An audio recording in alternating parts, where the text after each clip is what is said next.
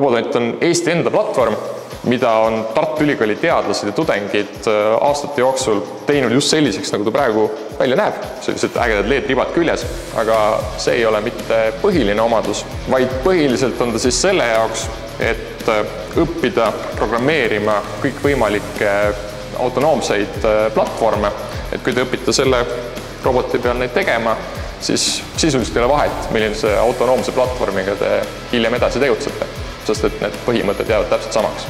ROS on robotite programmeerimise tööriistakomplekt.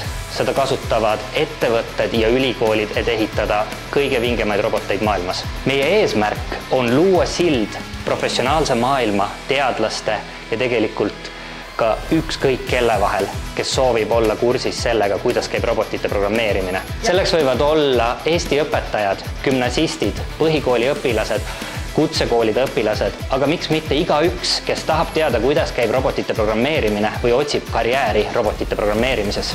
Tulge meie kursusele!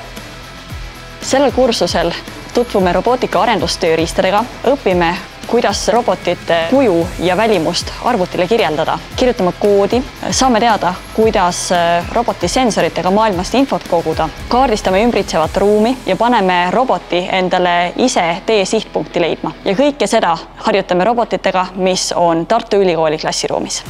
See projekt on just selle poolest äge, et ükskõik kus maailma nurgas tasute, saate te logida sisse siia Robotonti ja teda programmeerida. Meil on siin mitu väljakut, ehk siis saate te broneerida lihtsalt aja ja mängida või siis õppida Robotondi peal asju.